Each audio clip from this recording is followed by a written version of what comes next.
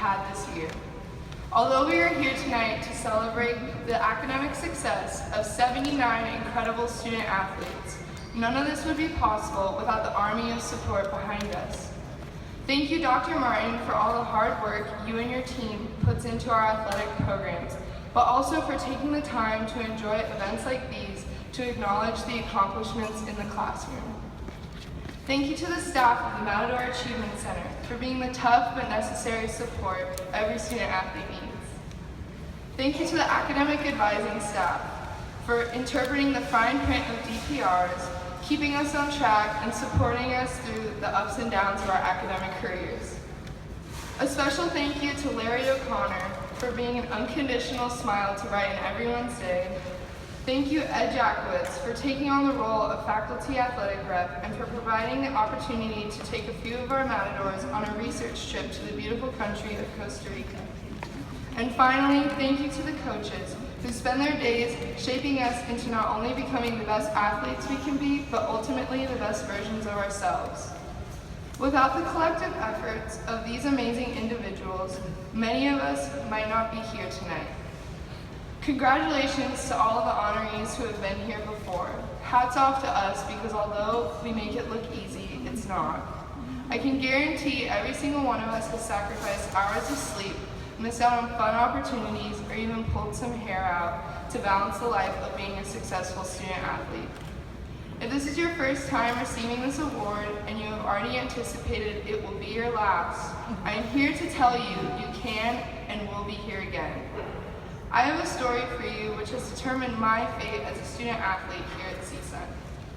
As a freshman, just as every student in this room, it was required of me to take a general education English course. When I received my first assignment to write a collegiate level essay, I felt very nervous but ready to tackle the 5-page paper with all the academic support I had behind me. During my first semester, I attended relentless hours of mandatory study hall, tutoring, and countless appointments at the LRC. I had about 3 weeks to write this paper, which was worth 25% of my overall grade. So I spent many hours working on it at home and utilizing the academic resources I had at hand. After turning in my first college paper, I remember feeling confident and relieved that my first of many essays was complete. About a week later, my professor was handing back the papers, and I remember looking around and seeing the grades range from a 90 to 75%. In my head, I was very confident and excited to hear him call my name, thinking that at the very least, I'll get a C. When he handed me the paper flipped upside down, my next thought was, maybe I got 100% and doesn't want anyone to see. When I flipped the paper over, I found a gigantic 34% written at the top. At first, I was in complete shock and tried to adjust my eyes to comprehend if it was even possible to receive that kind of grade. Could this have been a mistake? Did he mean to write 84%? I immediately sat down and internalized an abundance of negative thoughts. As soon as we finished class, I ran up to my professor and explained to him how confused I was and that I put so much time and effort into all 2,100 words. My professor simply said, I'll give you till noon tomorrow to rewrite the entire paper and I'll give you one more shot at it. With no direction, I ran like a chicken with its head cut off to the Bramian Hall to seek any form of professional guidance. By the time I reached the 5th floor, I was in shambles, ready to unleash my sob story to the lovely Andrea Hernandez. As I dramatically expressed to her the crisis at hand, she immediately set me up with a tutor for this paper once again. The only thing more painful than receiving that grade was watching my tutor delete my entire Word document while he said to start over, so you are really starting over.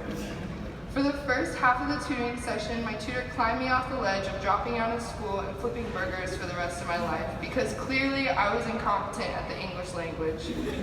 The other 30 minutes, she helped me organize my thoughts to create a sound and cohesive outline.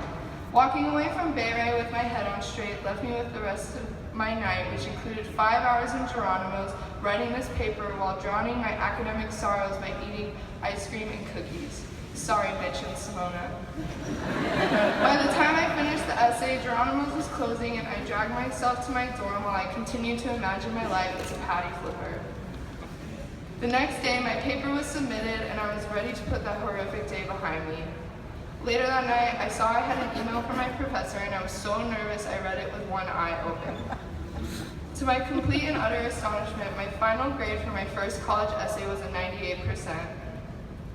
This story is not a reflection of hard work paying off. It is the real truth of the matter, which is sometimes things don't go as planned. And as Rocky Balboa says, it's not about how hard you can hit, it's about how hard you can get hit and keep moving forward. It's about how much you can take and keep moving forward. That's how winning is done. To have 79 student athletes here tonight is a remarkable accomplishment and could not have occurred without resilience and the ability to overcome challenges presented to all of us throughout our academic and athletic careers.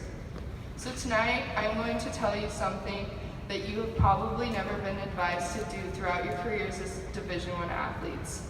Sit back, relax, and enjoy this moment with your best friends, and eat another cookie, because it's a good evening to be a Matador. Thank you.